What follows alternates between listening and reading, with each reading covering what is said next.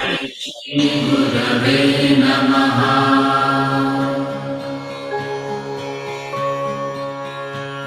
Gurur Brahma, Gurur Vishnu, Gurur Devo, Maheshwara, Guru Sakshat Parabrahma, Tasmai Shri Gurave Namaha.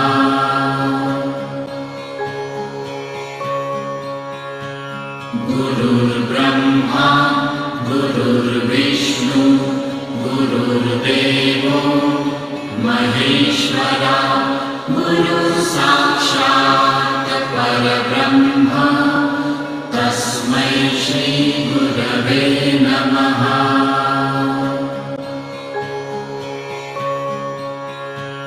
Gurur Brahma, Gurur Vishnu, Gurur Devo, Maheshwara, Guru Sakshat Parabrahma, Tasmai Shri Gurave Namaha.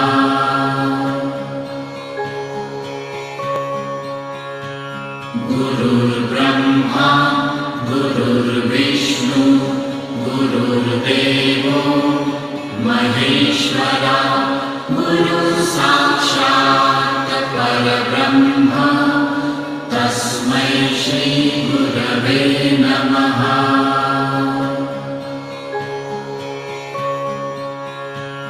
Gurur Brahma, Gurur Vishnu, Gurur Devo, Maheshwara, Guru Sakshat Parabrahma, Tasmai Shri Gurave Namaha.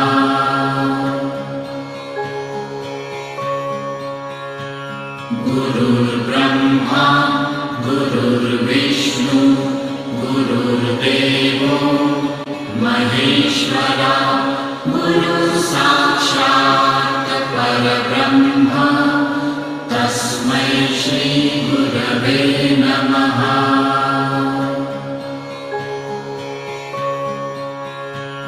Gurur Brahma, Gurur Vishnu, Gurur Devo, Maheshwara, Guru Sakshat Parabrahma, Tasmai Shri Gurave Namaha.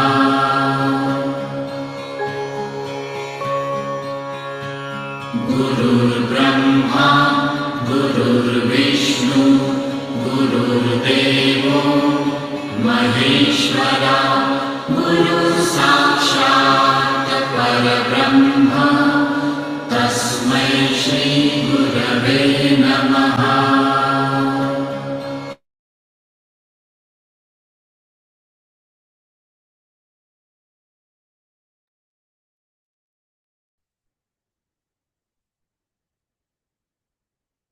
Namaste Atmavandan.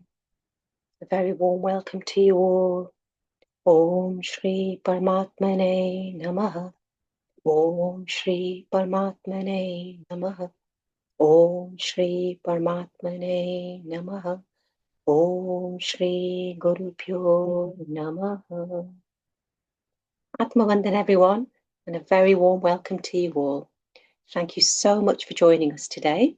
And today we're on the wonderful book, The Compassionate Buddha, by the very learned AnandMurti Guruma. And we're going to carry on with the chapter, which is chapter 18, followed by a short meditation, and then we'll have time to reflect the key learnings from today's chapter. So without further ado, chapter 18, page 177. Seek and you shall find within. The one who plunges in the deep waters alone gets the pearl. The one who seeks finds me. You searched for me in temples and mosques, but I was never confined to any four walls. I am right within you. You didn't see, for you didn't want to see me. You didn't find me, for you didn't want to find me. The one who plunges in the deep waters alone gets the pearl. Only the one who plunges a plunge into the ocean within finds the pearl of wisdom and bliss. You do pilgrimage to far-flung places, be it Kedarnath, Badrinath, Ayodhya, Rameshwaram. What do you do once you get there? After all the efforts you take, buy the tickets, endure the inconvenience of long journeys, spend not only money but your time as well, and then finally arrive at that place. And what happens when you reach the destination? Yet another rat race begins there. Find out what time the temple doors open, what time the oblation is to be done, what stuff is needed for the oblation, not to mention the priests who pester you to perform the oblation for fulfillment of this wish, and that oblation for fulfillment of that wish. Furthermore, people are not interested in doing the oblation, offering the prayers themselves. Instead, they seek priests, reed agents, and pay them for making the offerings on their behalf. So, all in all, people while away their precious time by frequenting temples, mosques, misguidedly seeking shortcuts by entrusting middlemen like priests to get them the treasure without having to put in any efforts. Even on the path to God, you are seeking agents, middlemen, be it a Hindu priest or a Muslim Maulvi or a Sikh Pai, and sometimes even the Guru acts as the agent. He says, "Become my disciple, and your liberation is guaranteed." But remember, there is no room, no place for any third person in your relationship with God. After all, will you tolerate a third person in the middle of your relationship with your husband or your wife? Likewise, there is no place for any third party in the relationship between you and God, not even the master, the guru. A master's role is only preparatory, to evoke dispassion for the world, evoke an intense desire in you to seek the truth, prepare you to become a seeker, to inspire you to tread the path with conviction. Once the disciple becomes a seeker, in the real sense of the word, dispassion arises in his heart, and the quest takes root in his mind. Then the master takes a back step, and he showers you with merciful blessings, wishing that you succeed phenomenally. I remember a delightful bhajan. Go, go, my dear, and live with your master. Although you may go away and live at a distance, you will always be close to my heart. There is a charming story behind the words of this bhajan. Gorakhnathji's mother is saying to her son, "Dear boy, now go and live with your master, because I have realized that your life is not meant for this world. Instead, your life is meant to be with your master, to serve your master." Can you imagine how difficult it must have been for the mother to bid adieu to her son? But she did so with a smile on her lips, sending him off to his master smilingly. In this first stanza of this bhajan, the mother is sending Gorakhnath to his master, and when Gorakhnath attained enlightenment, then his master asks him to return to the world for the welfare of mankind. Hence, in the second stanza of the bhajan, the master is bidding adieu to Gorakhnath, saying, "No matter how far you go away physically, but you will always be close to my heart." So the master's task is to prepare you for the journey, to make a place in your heart for dispassion and love for the divine, to create an intense desire to seek. But once the disciple enters the world of sadhana, the journey is to be undertaken by the seeker alone. The master's role then remains of offering advice on any stumbling blocks that the seeker encounters, answers his queries, and clarify his doubts. But who has to perform the sadhana, the spiritual practices? The fact is that on the spiritual path, even the guru cannot come in between God and the seeker. And this is right as well. Why will the master come in the middle? After all, is it the master or is it you who wants to attain God? Agreed, there is no denying that a master's presence and guidance is absolutely imperative, essential. Without essential without which one will be unable to tread the path at all. However, one has to be very clear as to what role the master plays. The Guru aids in preparing the soil of your mind, filling it with the fertilizers of dispassion, power of discrimination and resolve, removing all the stones and gravel of negativities. The master imparts his wisdom, teaches you all the spiritual practices to be meditative, and after having prepared you thus to become a seeker, he then quietly backs off. What a benefactor! Not only does he give his all to you, but he never makes you feel obliged. He happily watches you evolve and ascend on the spiritual path, although it is unlikely that he will convey his admiration to you, so that your ego doesn't pop up its ugly head again. How pleased my master is with me. Sometimes a master has to be hard on you, which is again for your own good. But to take this on board without feeling hurt, one has to have immense faith in the master, trusting him implicitly. A lot of patience and power of discrimination is required so that one doesn't take the seemingly harsh behavior to heart, feeling any aversion. Nobody can come in between you and God, and no one should even attempt to do so. But alas, you were seeking outside when all the time the divine was right within you. Instead of delving within, you run helter and skelter to temples, gurudwaras, mosques, and what did you get? You get concrete buildings, priests, Maulvis who make you further entangled. Do the oblation this way, do this, as this is virtuous. Don't do that, as that is a sin. People are afraid, fearful of going to hell. Hence the deluded people do all that the middlemen ask them to do. In places like Haridwar, it is common to see the so-called priests ripping off the naive, trusting people by hastily performing apparent rituals, either for themselves or for the liberation of any dead family member. These priests are like hawks, waiting for their next prey, and there is no dearth of naive victims either. I remember around 15, 16 years ago, once I was sitting on the banks of River Ganga in Haridwar, enjoying the beauty of the gushing pristine water and the pleasant winter sunshine.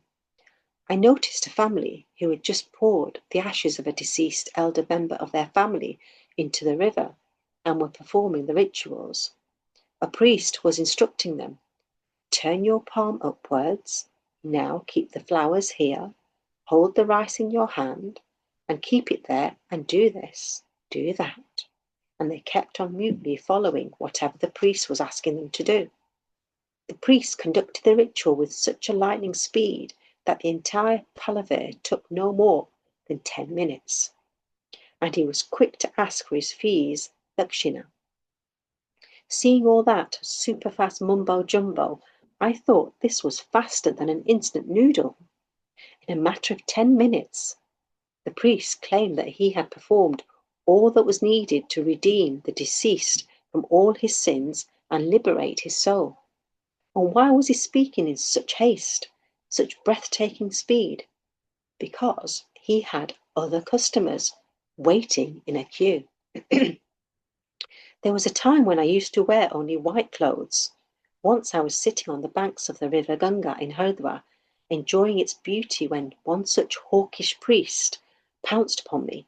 He immediately rattled off the list of rituals he could perform, asking me for my name, gotra, family details, etc. I cut him short in his trail and said that I wasn't at all interested in anything he was offering to do. However, he persisted and said that if I didn't do the rituals, how would my ancestors be liberated? I promptly retorted that my ancestors' liberation was none of my concern. The fellow continued to pester, saying that I should do the rituals for my own self. I replied that any rituals I deemed necessary, I would do it with my own hands and didn't need him to do so. The chap was intrigued. He wanted to know whether I was a Brahmin, as a Brahmin can perform rituals, mantra resuscitation, etc. I said, I was a Brahmin, and at the same time, I wasn't a Brahmin. Now, this baffled the poor fellow completely. So I explained that although I wasn't born in a Brahmin family, but by virtue of my experiential wisdom, I was indeed a Brahmin. Needless to say, the confused fellow walked away, muttering something to himself. I often see people get embroiled in all kinds of rituals in places of pilgrimage, dumbly following the instructions given by the priest. Do they understand what they are doing? Do they understand the meaning of the mantra they are made to chant? And if not, why do they blindly follow the rituals? Why waste your time in these futile rituals, in this futile pursuit outside? It is worthless. The merit, the worth, lies in sincere prayer, meditation, understanding the scriptures, contemplating on the precepts given by the Master and those obtained from the scriptures. All pilgrimages are in a way epicenters, hubs of energy fields, but only the one who has experienced the state of deep meditativeness can make use of these spots. All others go there only to perform rituals, make offerings, partake in the prasad, and maybe give some money for charity.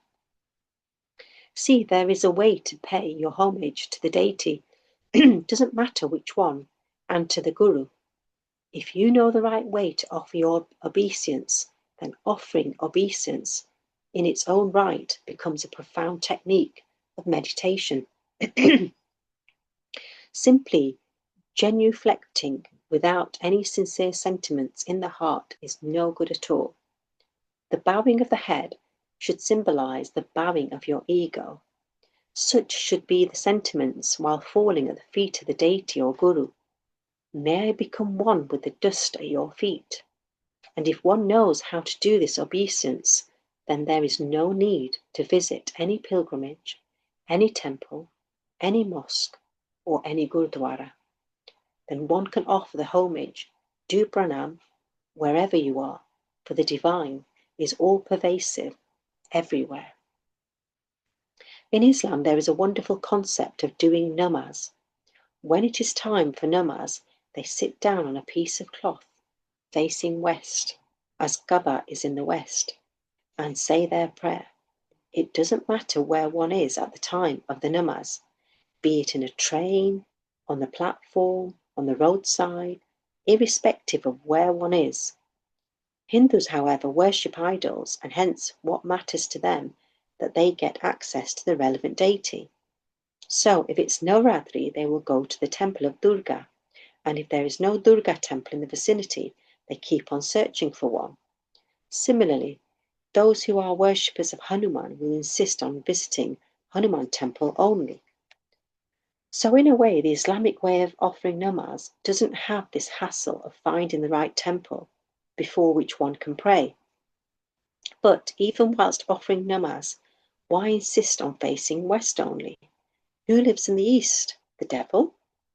Hence the jnani, self-realized gnostic, is the supreme most, because the gnani says that it is not necessary to go to a specific place or face any specific direction to offer one's homage to God.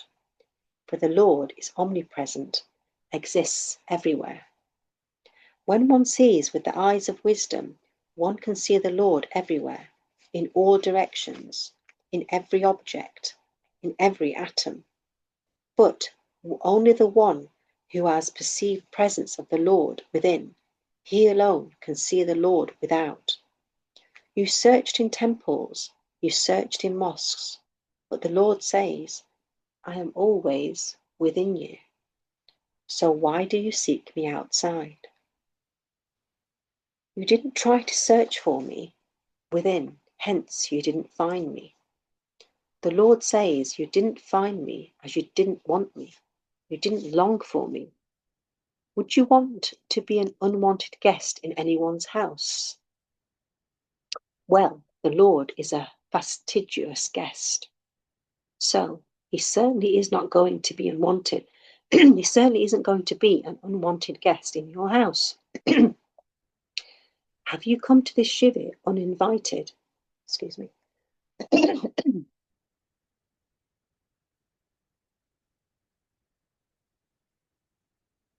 Sorry. The Lord says, you didn't find me as you didn't want me. You didn't long for me. Would you want to be an unwanted guest in anyone's house? Well, the Lord is a fastidious guest, so he certainly is not going to be an unwanted guest in your house. Have you come to this shivir uninvited? You received a message through Rishi Amrit, didn't you? Otherwise you wouldn't have come. So if you need an invite before you go anywhere, even before your visit your Guru, then do you think God will come to you without an invitation? The devotee says, now I have no need to seek outside, because my Guru has made me understand that the Lord is within. And once you taste the depth of meditativeness, then the question, how should I enter within, will be resolved once and for all. This journey that you have undertaken, this path is new to you, but there is no need to worry. When the desire for pursuit is genuine and intense, all obstacles get taken care of. The Guru, the Master, is that friend who is there with you to make your path easier. The Master is there to resolve the difficulties encountered on this path. Hence, do not ever hesitate to satisfy your queries or doubts. Remember, there is no question in this world that doesn't have an answer. However, there are two kinds of answers, solutions. One that I give to you, and the other answer is that which comes from within you. As long as you don't connect to your inner being, you will have the need to ask me. Go ahead and ask, no issue there at all. However, the answers will help you only if you start doing your spiritual practices diligently. Start delving within. Then you start getting the answers from within. The real Guru, the guiding master, is within you. But as you don't know how to connect with this inner master, there is a need for the outer Guru. And this external master teaches you how to connect with the inner Guru. See, you are not ordinary, my dears. You are indeed special, as the very Lord resides in you. How can you be anything but exquisite? You are walking temples. Sorry, you are walking, talking temples. Then, which other temple do you desire to go to? Truth is that if you have the right devotional sentiments, you will revere this very bodily temple where the Lord resides. What is the need to pay your respect to any external deity? Any time you feel like going to a temple, sprinkle some flowers on your own head and say, O Lord, residing within, please accept the offering of these flowers with the sentiments of a devotee, regarding this body as a temple.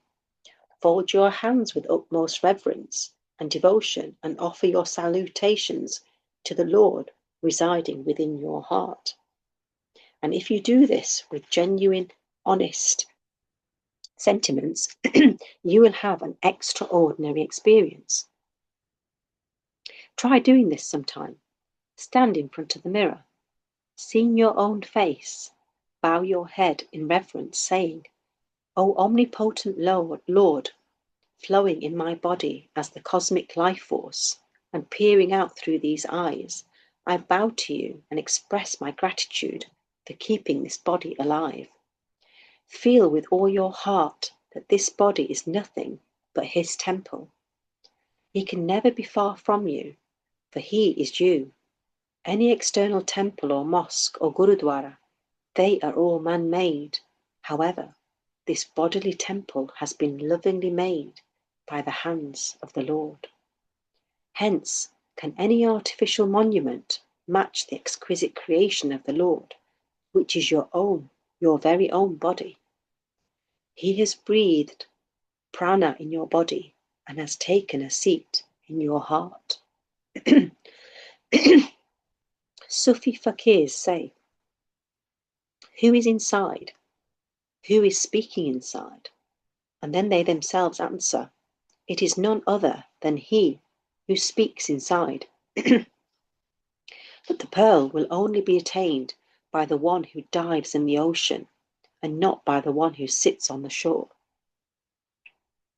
And the deeper you delve, the more the pearls you will find. There is no comparison whatsoever between this inner wealth and any outer riches. The external riches have no more worth than gravel and stone. Banknotes are nothing but paper, and value of notes can change any time depending on the government. A few years ago, the government declared a 1,000 rupee note as invalid. In those times, all those who had hoarded the 1,000 rupee notes and regarded it as wealth, what was its worth? No more than trash, because as it was black money, they couldn't convert it to white money, or else they would invite the attention of the Inland Revenue.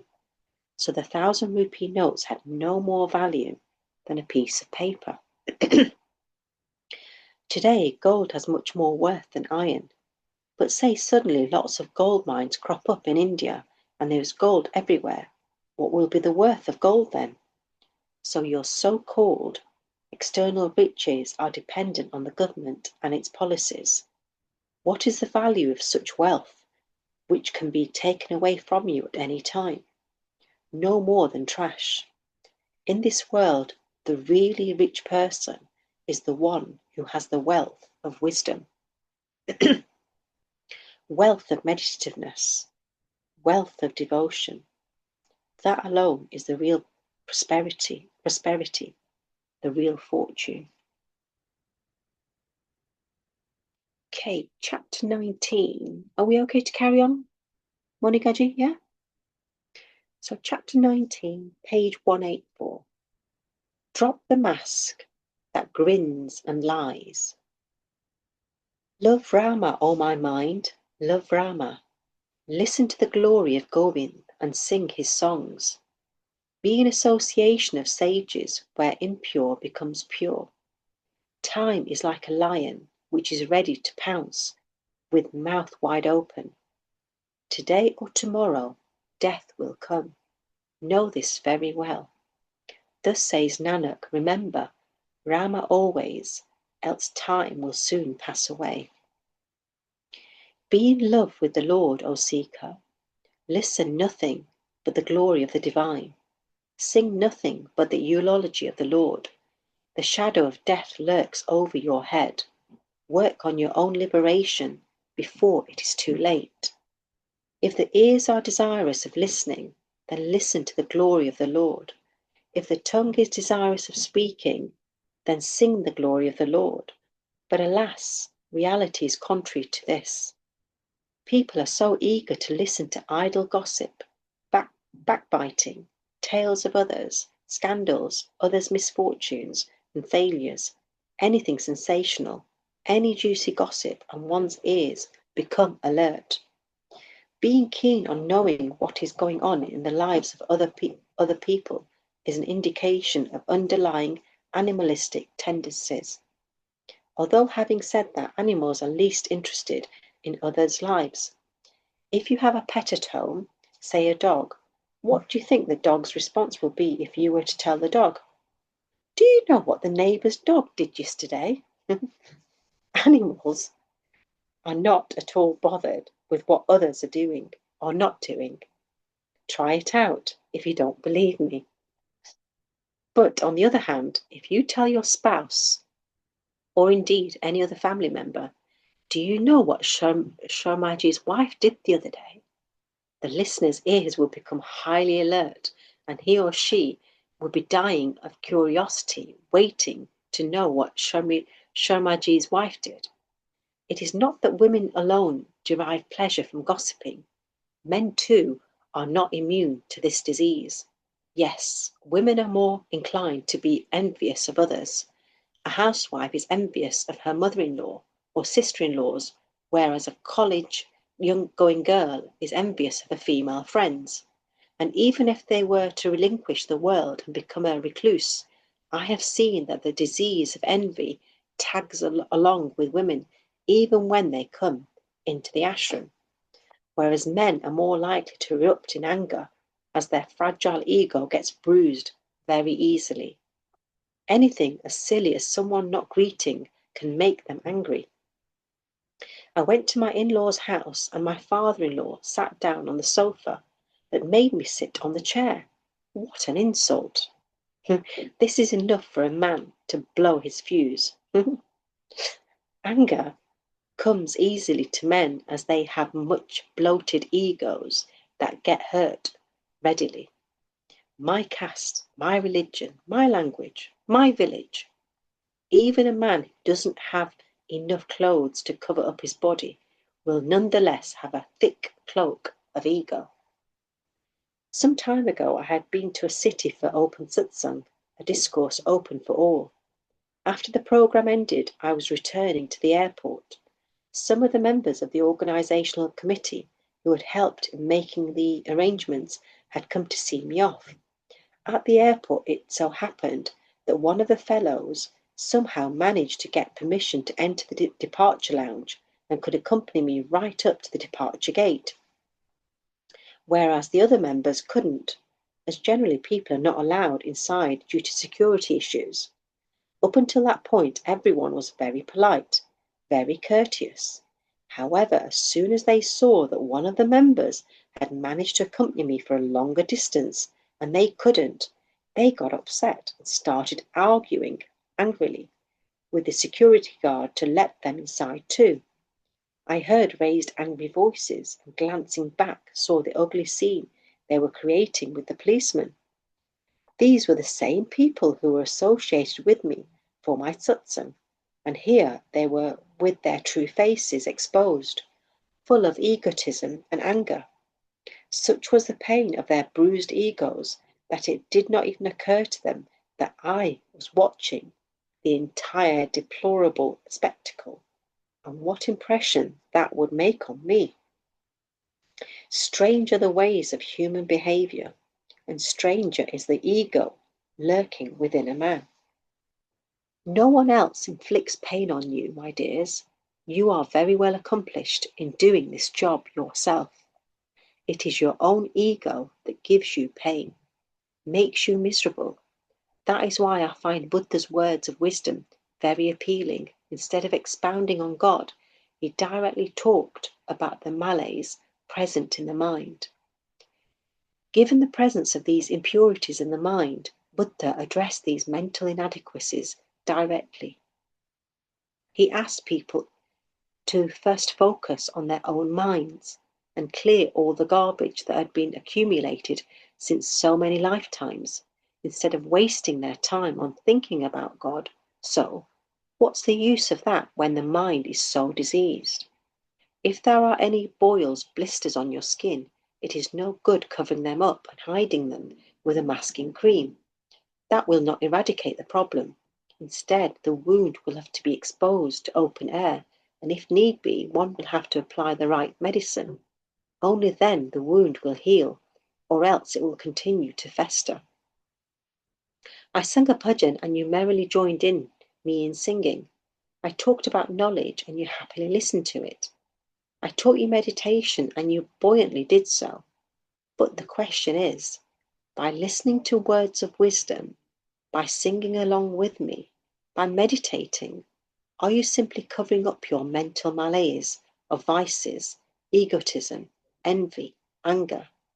That is why in this Shiva I am working on both aspects, a combination of knowledge and meditation along with appropriate dose of medicine to treat your mind, to mirror your mental maladies to you so that you can see what all is lurking in your own mind, to make you aware that your behaviour is no different to those who don't attend satsangs, who are not associated with any guru. What is the benefit of listening to knowledge? What is the use of meditating when even after doing all this, your mind is still full of envy? Your ego is as unyielding as ever. The problem is that no one wants to accept that they have any inadequacies.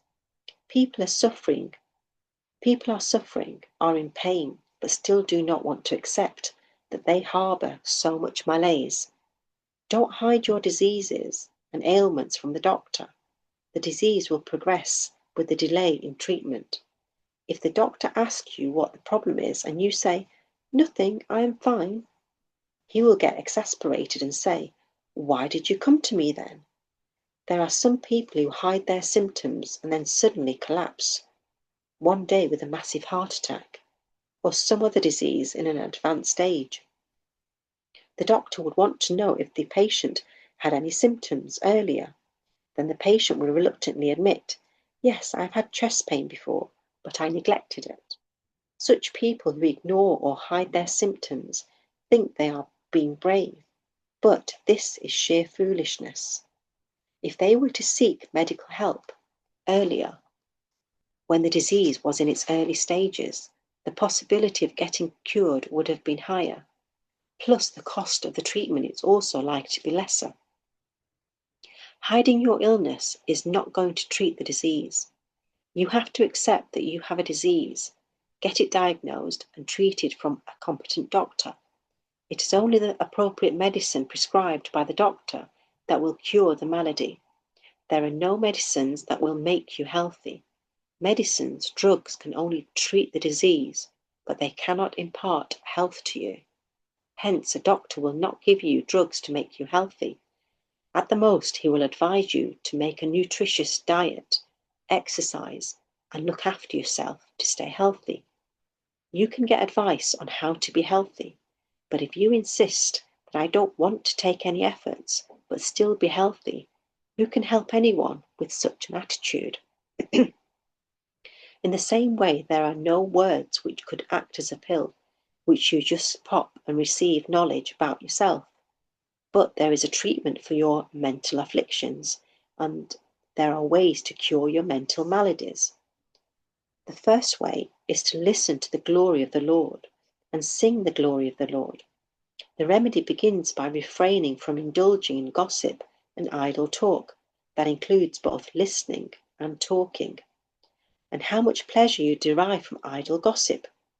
Even in the Shiva, you cannot control this compulsive habit. "Oh, you too have come to the Shiva? Where have you come from?" "Aha, Indore. I too am from Indore." What is this? Do you want to form a relationship with that person, or what? Is it possible that you sit idle and don't want to indulge in idle gossip? Women cannot refrain from commenting about each other's clothes, even if it is a chola. So they while their time away. "Where did you buy this from?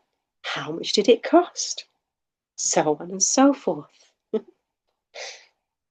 The one who derives pleasure in idle gossip, be it listening or talking, such a person cannot be a sadhak, a seeker.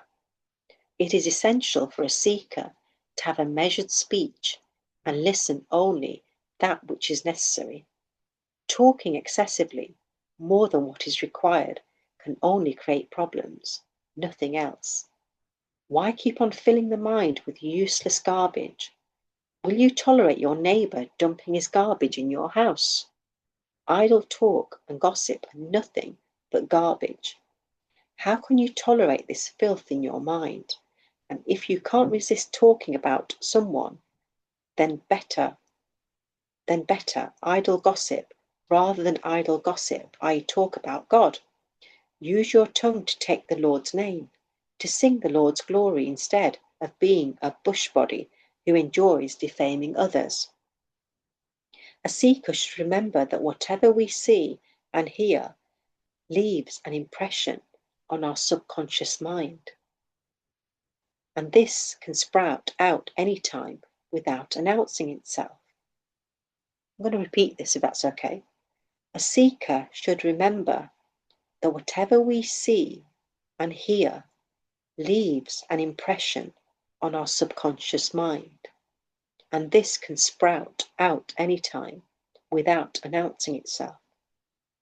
Your intellect may forget what you hear, but all that information gets stored in your subconscious mind. All the impressions get stored in the storehouse of the subconscious mind, and these will emerge when you sit for meditation. All the thoughts and emotions in relation to the stored information will emerge, and then you keep on getting distracted by them, whereas you were supposed to sit in meditation. It never occurs to you that you yourself have put all the thoughts that arise in your mind. Remember this: whatsoever lies in your mind, you yourself have put it there. In meditation, the layers of your mind, including your subconscious mind, start to unfold, and you get disturbed on seeing all that emerges out. You deludedly think that you only listen to good stuff. You think, I am a good person. I never speak ill of others, and neither do I hear ill of others. I am not an angry person. It is others who make me angry. My dear, are you such a fool that others instigate and you become angry? Are you a human or a robot that runs on remote control? Someone presses one button and you become angry. Some other person presses another button and you become sad. Are you a human being or a toy? Sing the glory of the Lord. Listen, the glory of the Lord. This does not mean that listening to satsang only, but be extremely careful on what all input you allow in your mind. Be vigilant and watch what you listen, what you talk. Keep well away from indulging in any mudslinging, any disparagement of others. Do not speak or hear any ill of others. You cannot be a seeker if you get pleasure from all these deplorable activities. A man is identified by the company he keeps. The people we spend most of our time with, they exert a big influence on our mind. Hence, if you have to keep a company, then be with virtuous, truthful people. Otherwise, the consequences will hang on your head like a dangling sword. Have you seen an eagle? The eagle flies high in the sky, but its gaze is fixed on the earth, ever watchful of its prey. Once it sees its prey, it plunges down, forgetting all about the height it was flying, and gets involved in catching the prey. Ramakrishna Paramhans used to say, although the eagle appears to be flying at such lofty heights, but is in fact as low as the animal that crawls on the ground. In some aspect, you are not unlike the eagle. Ignorant people immersed in their own impurities are like the eagle in a way. No matter how much they listen to lofty words of knowledge, how much meditation they do, their sight is still focused on the crude pursuit of the world, just like everyone else. Then what is the use of the heard knowledge? How will your life get transformed? How will you progress on the spiritual path? That is why I say that it is not enough to merely come to the Guru, to listen to the Guru's words. The actual work has to be done by you when you return home, when you live your life in equanimity. Okay, we'll stop there if that's okay. Thank you, thank you, thank you, Babaji, Lord Buddha, Guru Ma, and all the Divine Masters. Deep, deep gratitude. Okay, gently sit in a meditative position now. Push your feet, clasp your fingers into fingers, remove any glasses if you're wearing them, and gently close your eyes. And focus on your breath. Take a nice deep breath in. Feel your stomach expand. Hold. And gently remove the breath through your mouth. And again, take a nice deep breath in. Hold. And gently remove through the mouth. And again, a nice deep breath in. hold, and gently remove through the mouth. And as we focus on each breath, feel the total peace and calm. Be in the here and now and focus on the present moment. Forget what happened in the past and don't worry about the future. Just focus on the here and now.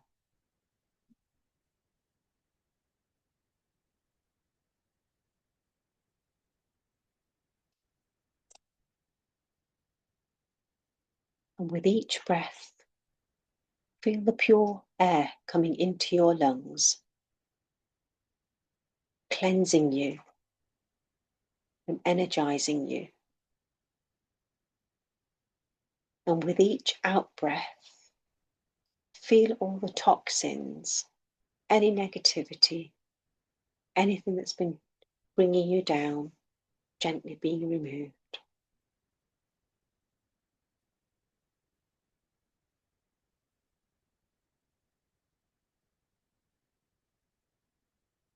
Feel totally at ease, totally at peace. Now let's focus on the soles of our feet, on the top of our feet. Feel them totally relaxed and at ease. Your shins, your calf muscles, knees, thighs, totally relaxed. Your hip area, all your organs within, your kidneys, pancreas, stomach, liver, lungs, everything is working in sync, in total harmony. With each breath, feel one with your whole body. Now focus on your shoulders, feel them being lowered down, upper arm, lower arm, hands, totally relaxed. Your neck, ears, face, your eyes, nose, mouth, all your facial muscles and your head, totally relaxed. Now as you feel one with your breath, see yourself as a beautiful bright light sitting in between your eyes. And see yourself coming out of this beautiful body of yours. And as you come out of the body, look down and show deep gratitude for this amazing body is in fact a temple, a walking, talking temple, as we learnt in the chapter, as the divine light that you are, that's also a form of God, resides in this beautiful temple of yours. To show gratitude and bow down to the divine supreme being for blessing us with such a beautiful body, mind and soul. Now gently feel yourself leaving this body, coming out of your home, out of the rooftop, into the sky. And as you're waving yourself in the sky as a beautiful light, see yourself as a bright shining diamond. Beautiful star that's absolutely priceless and precious. And as you feel yourself as a bright light, see yourself shining diamond. And listen to the sounds around you, the singing of the birds, singing in harmony and being so content. Now take yourself further Feel yourself going through the winds, beautiful wind cleansing you, clearing you. Feel yourself going through the beautiful clouds that feel like cotton wool, soft and pure. And as you go through the clouds, feel as though the clouds are saying, welcome to our area. And they're giving you a big, big hug. As you go higher up, feel the raindrops on you. Feel them cleansing you and healing you, making you totally, totally pure, cleansed. Feel the rain just sprinkling off you. Feel the joy, happiness, bliss. And as you go higher and higher, look up and see the beautiful, beautiful sun. The sun's rays are warming you and cleansing you and heating you up, making you feel warm and dry. Deep, deep gratitude to the beautiful, beautiful 5 elements that are around us. And now that you feel fully cleansed and light, see yourself going higher and higher. And you've got to the top part of this beautiful earth. And see yourself coming higher and higher. And join the other stars that are there. See the different planets around you revolving like clockwork. See all the beautiful galaxies and Milky Ways. What an amazing, amazing cosmos that we live in. Beautiful, bright, vivid colours. The shining, sparkling stars around us. We too are part of this cosmos. We too have a part to play. As a walking, talking temple with the God residing within us. Feel one, feel at ease, feel at peace. To experience this true, true bliss and calmness. Feel totally, totally at peace. And just be in awe, gratitude of the beauty that holds up in this part of the world, this cosmos. The bright, beautiful galaxies, stars. Totally, totally breathtaking. And everything is working in sync, as if it's part of a beautiful, beautiful big jigsaw puzzle. And we too are part of this beautiful jigsaw puzzle and have an amazing role to play. And as you enjoy taking in the beautiful scenery, the bright, bright colours around you, show gratitude for being able to visualise what it would be like to be an actual star. So, so beautiful, so, so amazing. And as you're swaying and enjoying the beauty, take yourself away from this scene now. Gradually come back into our beautiful Mother Earth, this Earth planet. Come through the different layers of the skies and feel the different colours, the different hues of the beautiful sunshine, and also the moon on the other side, shining brightly on us, showing us as if reflecting on us, saying, you too are just as important, just as valued, just as loved as what you see in the stars, the sun, the moon. Everything has a part to play, including you. Gently feel yourself coming down through the clouds that give you another big hug again. It's very warming and calming. Feel the love of the beautiful birds around you. as if they're putting their wings around you and giving you a hug as well. Feel the wisp of the beautiful wind surrounding you and helping you. And as you float as this beautiful star, feel totally, totally cleansed, healed, peaceful, and happy that you've experienced this wonderful experience, thanks to the magic of our beautiful mind and visualization. And as you gently come down through the different layers of the sky, show gratitude to the Supreme Divine Being for blessing us with this beautiful, beautiful walking, talking temple of a body and our soul that's eternal.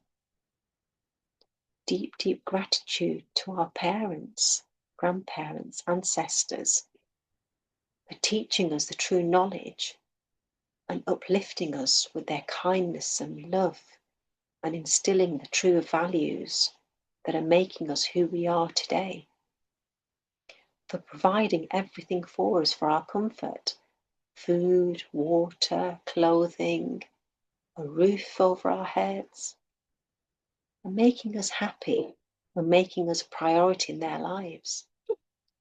Deep, deep gratitude to our siblings, our spouse, our partners, all our family and friends, our children, because each one of them are here to teach us a lesson, to help us on our soul path, to reach our soul purpose.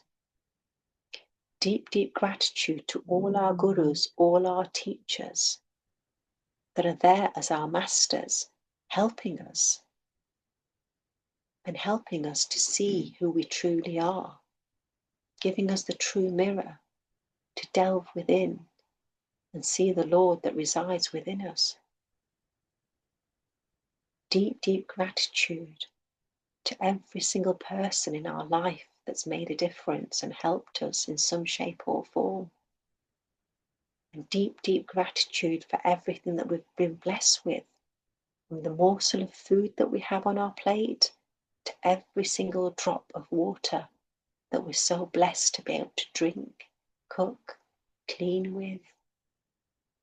Everything in our life that we take for granted, show deep, deep gratitude from our homes, our clothes, our workplace, our colleagues, the money we have, the good fortune, the abundance, joy and happiness, all the true treasures that make us who we are and give us true happiness.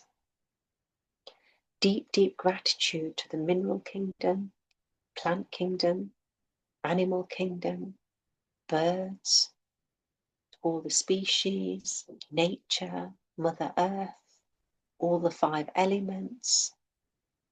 Deep, deep gratitude to the scriptures, our books, and to technology, this Zoom platform, everything that's helping us on our journey to evolve and grow. Deep, deep gratitude to all the divine masters for all their help and support and making us who we are and helping us grow on our spiritual path. Day by day, we are blossoming like beautiful flowers.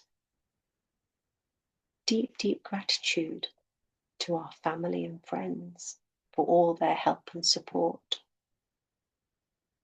And deep, deep gratitude to you all, Divine Masters, for sharing your divine energy with us today. Now gently see yourself as this beautiful sparkling light. Come back into this amazing body of ours, this walking, talking temple, and feel one with your body once again. Now gently rub your hands and place them over your beautiful eyes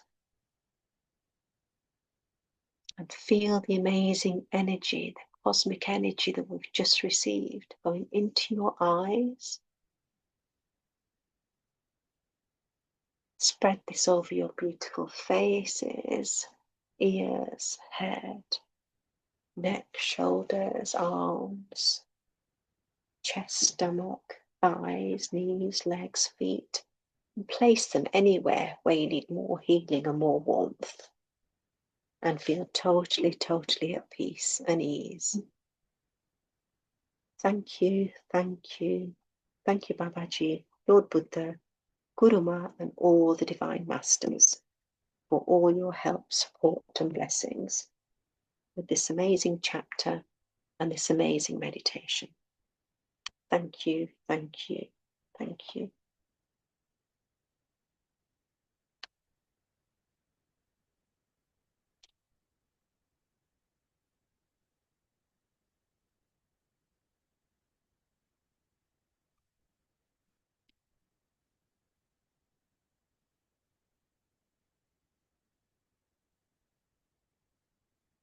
We can't hear you, Monica Ji. Can you unmute, please? Oh, sorry. Thank you so much, Meena ji. You create, the scene when you are talking, especially the gossip one was like, oh my God, that's how when we go out, we were like, oh, our focus is like we start creating relationship with even unknown people, right? Um, and today's these both chapters give a deep insight regarding the normal uh, person going for rituals, where ritual is important, but the thing is, am I'm doing rituals or I am doing it on behalf of someone, right? Like I have to brush my teeth. I can't brush someone else's teeth. Means it means I'm relating it with the book, not anything related to any in personal. And the way Guru Ma explained that when the person was doing rituals, he took just 10 minutes, and in 10 minutes he satisfied all the ancestors and everyone. So these things are not realistic. We know, if it is so easy, why we have so many gurus from different eras, which keep focusing on the key factor that do meditation, bring that change within yourself. You are responsible for yourself, no one else. And whatever you are doing, if you are not doing it, no one else can do it for you. Even a teacher can give you the insight, but whatever the teacher is saying, if you're not applying in your life won't change.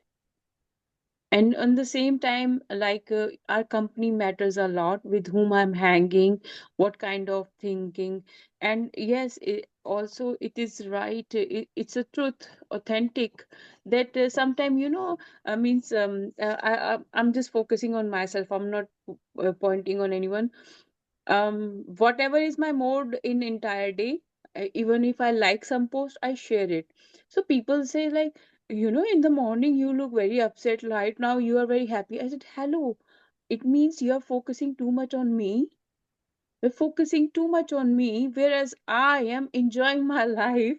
I'm watching and I'm liking something and I'm sharing it with you. For me, it is like it is holding some kind of knowledge or message, which is important, and sometimes funny things also. uh, it is real that in 24 hours I'm not in the same state of mind, right? When I have to cook food, my energy is different. When I'm talking to someone, my energy is different. Spending time with my family, my energy is different. Spending time with my colleagues, I'm very mindful, very aware of it, because they're my work colleague, right? So what means, everything depend on like with whom you're hanging and what kind of environment it is. And like with kids, we become kids Mm. because they are holding that kind of energy. And when we are in the meeting, when we are discussing about something, immediately our mindset is completely different. We Mm. become very professional, And when we are in our families, we know, means whatever, I don't have to filter myself. They know me from the core, mm, right? mm, And this so beautifully Anandma explained every single thing, and how she mentioned that um, Lord Buddha make it so easy for all of us to understand why transformation is important, mm, why focusing on your own self is very important. um it is like, nowadays we have the Google map give us the directions and everything, right? And the same direction my divine is giving me through my intuition, right? And I'm doubting that, but I won't doubt Google. Whereas Google is man-made, right? Intuition is my connection with my own self, right? mm, And there's so many beautiful things come when you read the chapter. Even during the meditation, I was like, I was feeling every single thing. So when, until and unless I'm in a complete surrender, I'm not following the guidance, I'm not going through that process, I can't say anything. And we all are on a different level. Um, Even our five fingers are not same. No one fingerprint in the entire world is the same. Even in the family, in a family, all family members have a different unique personality, right? Sometimes we say that this person have, ideology like the same person. Maybe that particular person is idol of that family member, but even though that person have a different personality, doesn't matter, they have few of the things they have from that person in their personality. So from all these things, one thing is like, even when our teacher give means the teacher is giving um, explaining everything to all students same. Some grasp it very clearly, some are just on the top, some are on the bottom, they go into the core. But we all are. But when we go through that exam, when we write the answers, when the teacher checked it, the teacher know what is my level. I might make fool of other people who don't have that deep insight, but the guru who can see through me like this, he can filter everything, make it clear for me, like, look what you are thinking, what you are expecting. You're not seeing through the things clearly. Now you choose this path. Now go on this path, but with this mindset, I have to improve myself. mm, It like you are reading book every day. If I'm interested, that's why I'm enjoying this session, I'm joining it every day. I like to learn something. But even though in the learnings few things we miss, we won't grasp everything, mm, right? Why I'm saying that, like Guru Ma said that that person is not authentic who will say that I'm in a peace. You can't be in peace all the time. mm, You can't. It means you're pretending. From inside, you're fully broken. That's why you're pretending. And a person is like who is going through the situation, but over the period of time through meditation, w- we cope with it. We cope with it because like our subconscious mind uh, is keep getting that calm vibes when we are doing meditation. And even in that kind of a situation, it is not like hitting us rock bottom. It is bringing peace to us, harmony to us, so that we can accept it, and we won't judge it. We won't means take it other way around. We were like, okay, now it happened. It happened, so I can't do it. I have only the choice to accept it, and to analyze it, that why this situation happened. I don't have to repeat the pattern. Like in yesterday chapter, Ma said that if you're repeating pattern, it means you are not doing any work on yourself. I always say people, if your life is the same like where you started it 10 years ago, it means the fault is in you.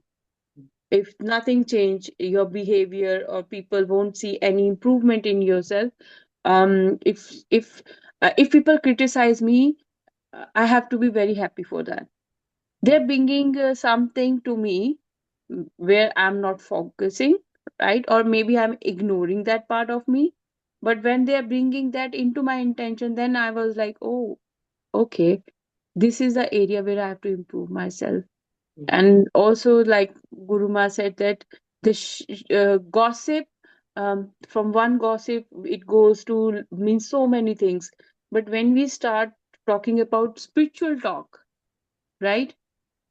We will start with more saints, sadhus. We are talking about the things where we learn from each other, where we are not wasting our energies, where we understand that if I am talking like this, my energy will flow in a frequency where automatically I connect myself with more positivity.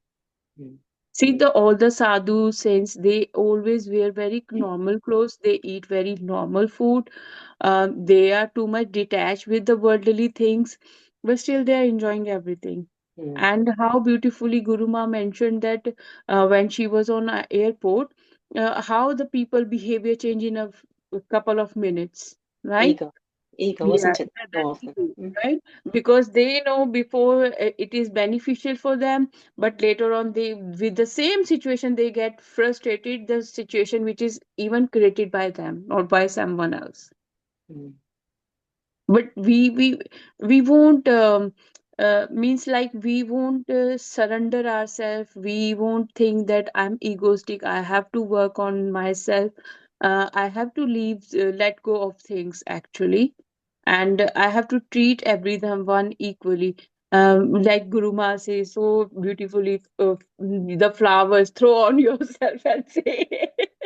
I think I've heard you say that, Monica Ji. That made me think of what you said, because what she said is we're a walking, talking temple. So the divine resides within us.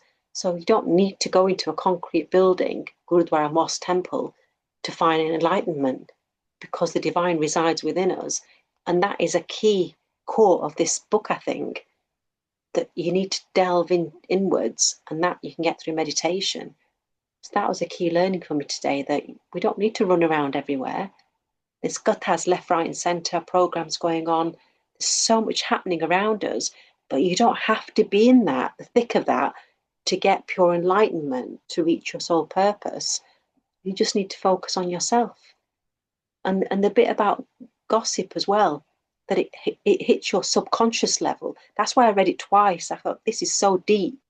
You don't realize that gossip or anything that you see, hear, you may not actually take it in, but subconsciously you're feeding it, and it will come out when you meditate or in other some states. So it's being mindful that are we actually using our time wisely, or are we taking others' issues into us without realizing it? Also, you're creating illusions in your mind. Like we are talking to each other on a regular basis, even though we don't know more about one and another, to be frank, right? Because we all deal in all situation differently. Sometimes my mindset is different, sometimes your mindset is different, and so maybe it might be very surprising for me in future if me or as someone else react differently. Don't create any illusion in your mind. Sometimes people meet people and for no reason they don't like them. Why you don't like them? It means they trigger something within you. That's why you don't like them. And whatever the Guru Ma said, that what Mahavatar Babaji told me 6.5 years ago. He said, you are going out for looking the divine. He is within you. You don't need to go anywhere. You can find him inside your body. You will find it wherever you are. Otherwise, go wherever you will go, you won't find it. Stop doing the rituals and everything. Straightforward. Stop doing the rituals.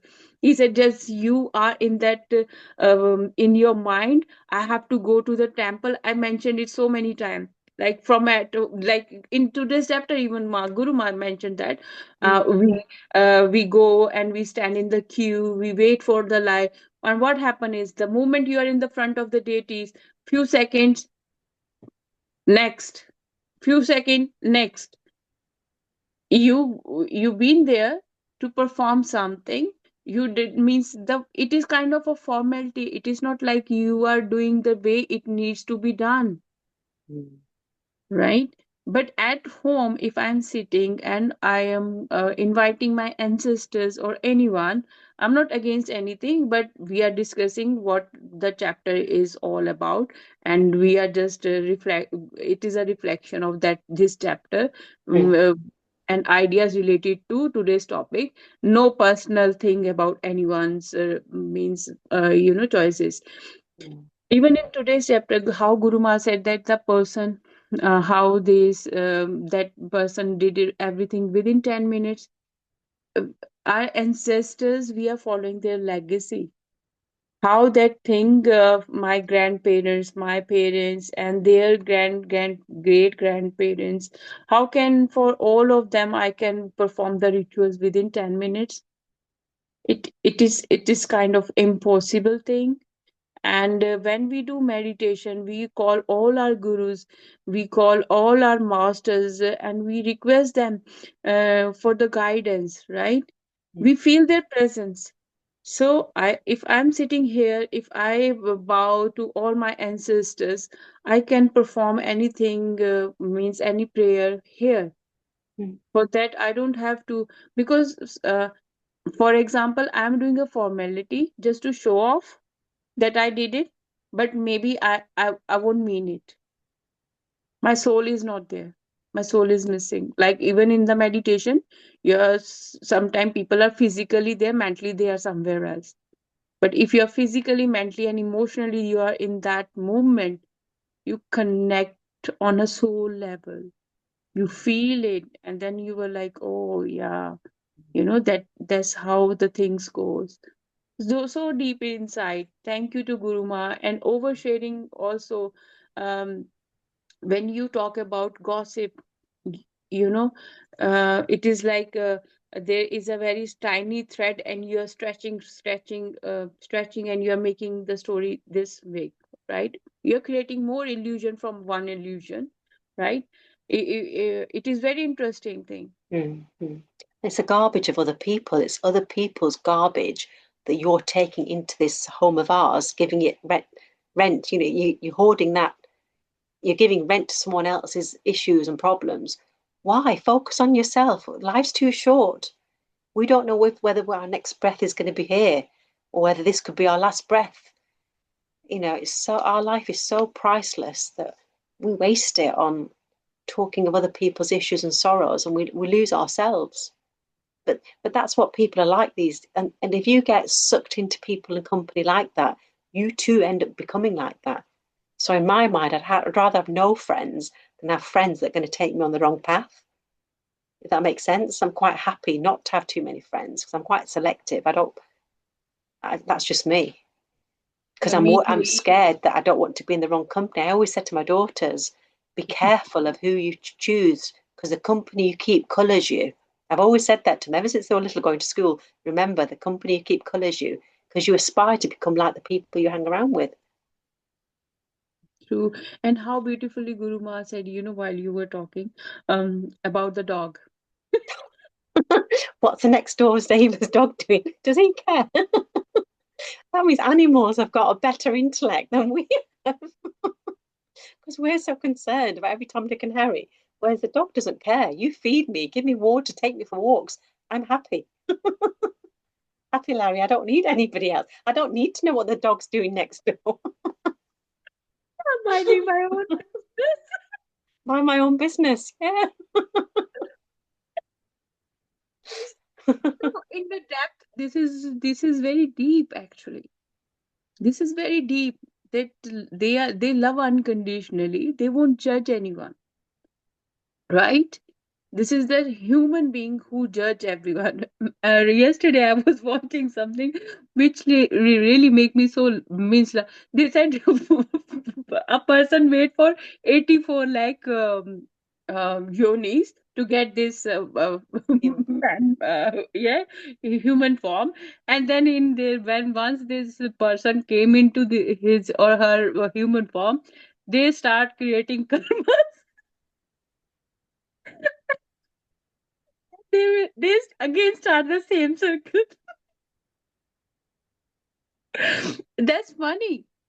I didn't get that. Sorry, can you repeat that? Sorry, as in. Actually, in the he said very nicely. He said after 84 lakh forms, you got this human life, right? Rather than utilizing it in getting salvation, you create wrong karmas so that you will come back and you will means again and again do the same task. So he said, what's the point of you for going for that much lifetimes to do means these type of stupid things when you got the human form rather than getting salvation? It makes sense actually when you think in the depth. Even the uh, Devdas, they're jealous of our human form, isn't they? Say the Devdas can't achieve moksha like we can, so they actually are envious of us having this human body. So we're super blessed when you look at it that way. Yeah, that's what that person was saying. He said, You are begging for this form. And what you are doing when once you got it, you are taking it so for granted. You're Mm, using it, holding grudges, anger against people, lying about other people's, to focusing too much on other people's character, not looking towards your own self. Put a mirror in front of you so you can see through your own soul, mm, and it's a great learning actually. mm, Yes, it means we born like a sand, tree, plants, different forms of plants, animals, all right. And then I got this human form. I have to show more gratitude. I have a roof over my head. I mm, have food in front of me. I have means I have a good life. I'm blessed with clothes. I'm blessed with so many luxuries in my life, but still rather than means even if we start showing gratitude since from the morning, the first hour when you use your bathroom, how many times we say gratitude for my bathroom, for my mm, brush, my teeth, for my toothpaste, means if you go even with the small things mm, for a whole day, whatever the task you do, start writing for everything gratitude. How many times you drink water, say thank, show gratitude. mm, That way you realize that I'm giving value to the things. I'm not taking any single thing for granted. And when you are in that zone, you are using your energies in a good form mm, rather than against someone or something. mm. And that way y- you feel the God within you. Yeah. Even simple things like before you get into the actual bathroom, the door handle, the doorknob, the door itself, the poor tree has been sacrificed for that door to be there. Wood, we take it for granted. That was a living tree, and now it's gracing you as a door, but we never see that. We just blindly see it as a door, and we don't actually make the connection how blessed we are to have nature within our home. Yeah, if you think about the nature, the table, all the furniture we have in our home, Mm, w- we don't know where that this tree grown up. Where mm, now it means the how many hands made this beautiful table or other furniture for myself. mm, mm, How mm, many time I'm showing gratitude to her. But if something is not good, we complain like this, mm. you know. Change your So mindset. so many, Gratitude. yeah, Yeah. yeah. Kalpana ji, would you like to share something? You're just smiling. Thank Welcome you. after a I long joined a time. bit late. I forgot about it, so I joined a bit late. But it was perfect timing for me because what they were saying was exactly what I've experienced recently. So, it was just the right. But you're right. I think we forget how to say grateful. And after having this issue, I've realized that gossiping is bad because all it does, it hurt us, nobody else. I don't gossip too much. I do love talking to people. I will admit it. But I don't actually gossip. I just say they're nice. I never point out. Only today, my neighbor was saying, this is the lady thing. And I was telling her, as we grow older, everybody's looking at signs. You have to go through your body changes, there's facial hair, things like that. And she was just saying that she went to, they have a gathering they go to. And her friend just came up to her and started messing around saying, what was this? Why haven't you done something about it? And I'm thinking, why is it that it's only the facial look that people think about? The person inside is so much better. Why can't they see that go beyond the outer wrapping? So, as you say, when we meet, we gossip a lot more. We waste time gossiping when we should talk about something nice, make ourselves feel happy. And then maybe like that we'll take more care of being grateful for what we have. I don't know.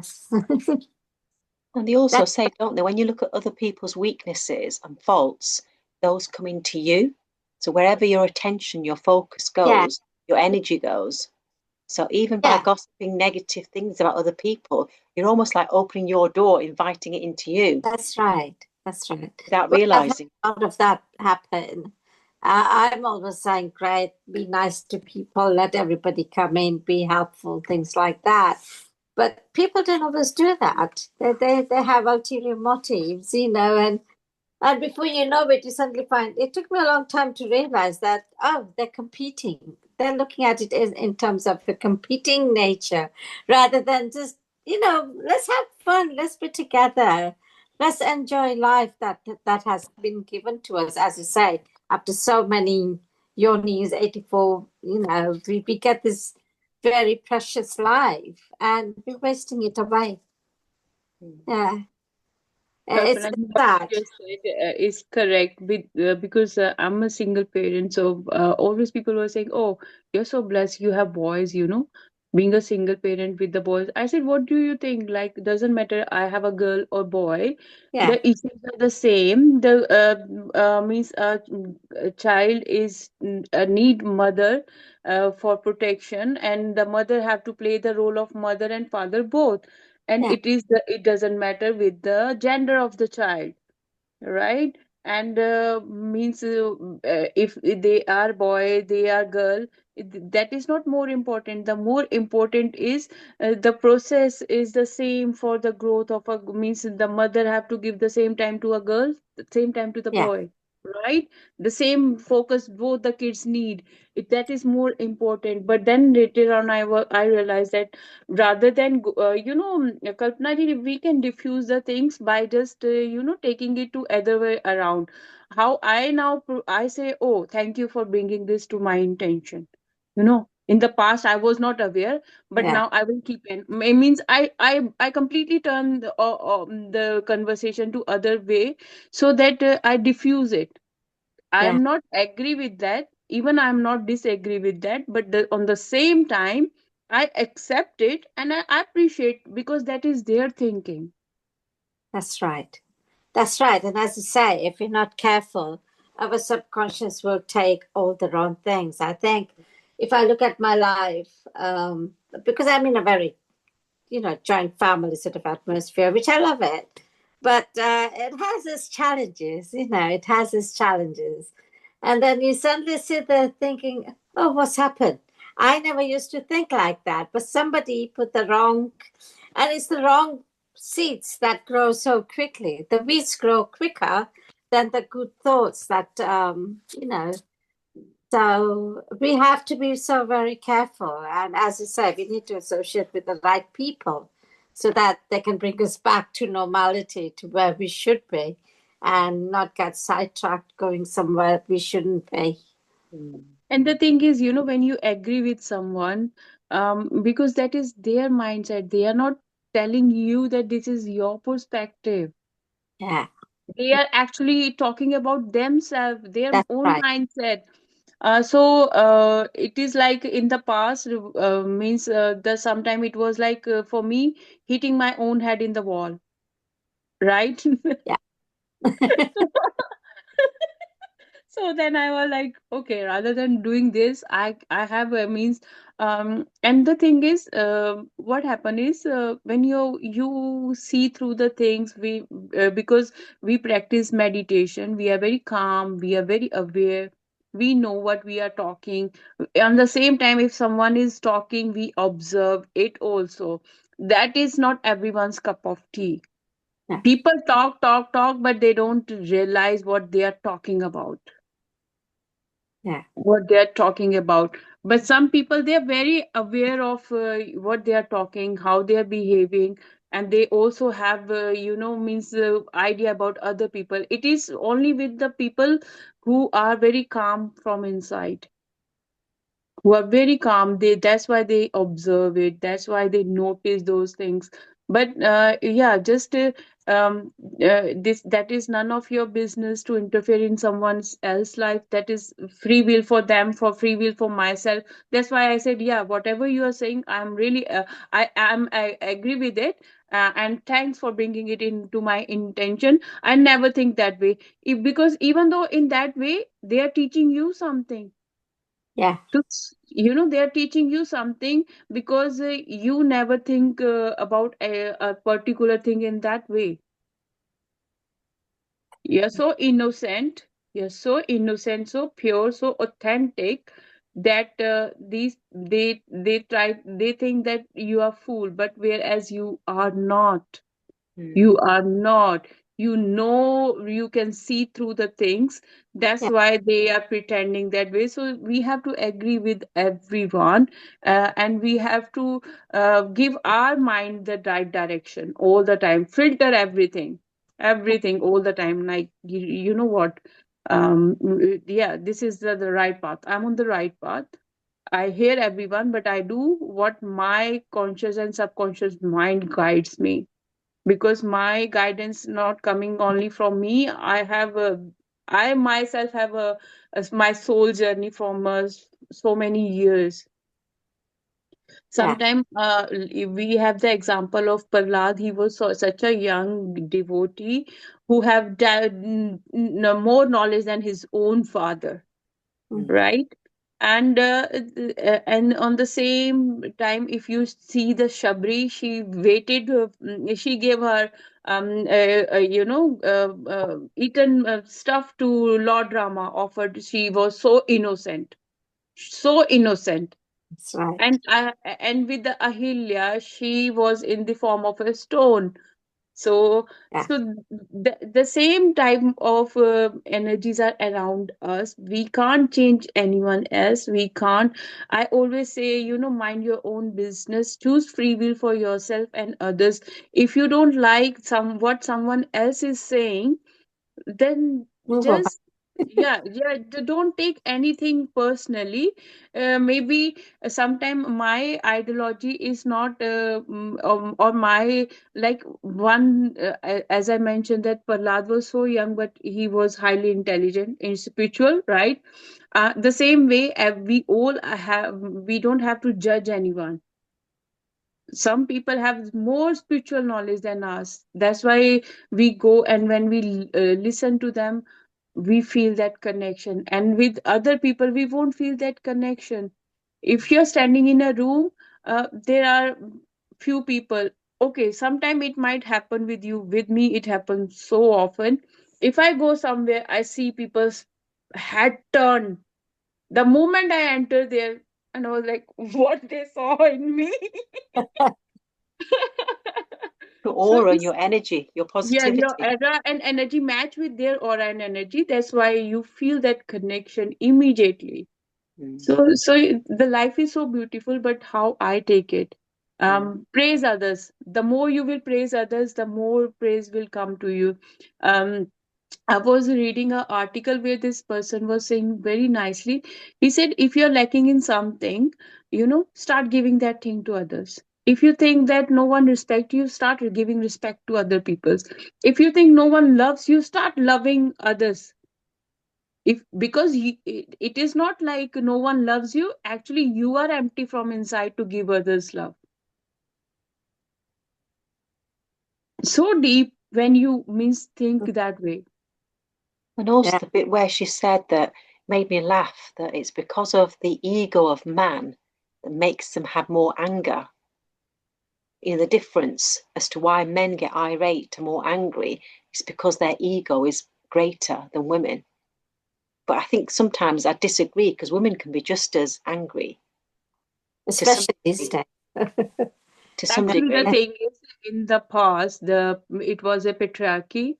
The man was in charge, so the women were holding so much inside, and they get so frustrated. I remember last 1.5 years ago, I did a session where these two elderly ladies, 84 plus and 92 plus, right? They attended the session, and literally they were crying in the end. And they both were saying, this is the first time we are talking to someone. We are never able to talk. To be seen and not heard. Yeah. Yes, I can relate to And that. I was like, and they said, like, we are waiting for your sessions. Mm. It really gave me goosebumps, like, oh my God, how much they hold inside. Yeah. And then I said, okay, now the platform is yours. Whatever you want to say, say. Speak your Right? heart out. Yeah. And I said, share this video with others also. This is the platform to speak your heart out. It's almost like that movie. I don't know if you've seen it. The Indian movie. I like it very much. The Shandaki, what is it? Bullseye. It's based on a true story about these two ladies who are in Rajasthan, and they became shooters. Shooter daddy. Shandki and Ak. Shandki Ak. Because they could shoot. They actually wanted their daughters to be free from this men's overpower thing. And in doing so, they became shooters themselves. And the men couldn't accept it that they were so good at first. But they made history. This is based on true story, isn't it? Shooter daddies. There was two of them. And I think hats off to them to come out like that. It was We amazing. need It's worth my it. dad. Really good. That Yeah. movie. The Sandki Ark. That's what yeah, Sand Ki Aankh, I think that, and I saw that movie also, and we got this opportunity to live in Haryana. My dad was posted into Hanumangarh. Oh Wow. my God, we were in the village, and oh my God, they are means the women do so many tasks. They go to their Feel- farm, to their fields, and they were taking the cart. Yeah. And I was like, and they have that The gungat, I don't veil. know what we say. Yeah, yeah. And they are like shouting to everyone that side, yeah, let's us go. And I was like, Yeah. oh my God. Yeah. Incredible. That Mm. veil had so much. They were such powerful ladies, and hats off to them. It's amazing that they did that. Yeah. I'm glad. I'm very much of a feminist. I think I'm glad that the women are now trying to, say, look, you can't do this. We've got a life too. We should be living too. It's nice to know. If you won't stand for yourself, no one else will stand. Like today's in the beginning, the Guru Ma said that no one can perform even a ritual on behalf of you if you are not ready from inside. That's right. Right. So that is what very important. You need to stand up. You need to speak up for yourself. No one else will do it. And even if no one likes it, appreciate it. Yeah. Appreciate it. So show gratitude for that, actually. That's, That okay, now my eyes are wide open. yeah. Lovely. On that note, I think we should Hey, good night. It's 10 past 9. I I could talk to you ladies all evening. know. I've got some household chores to finish All right. off. Thank you. Deep, Thank deep you. gratitude. We'll Thank meet you. again tomorrow and carry on with the amazing chapter. Thank you so much for joining us today, Gautama. It's nice to have a new insight into your thoughts as well. No, thank you. I'm listening.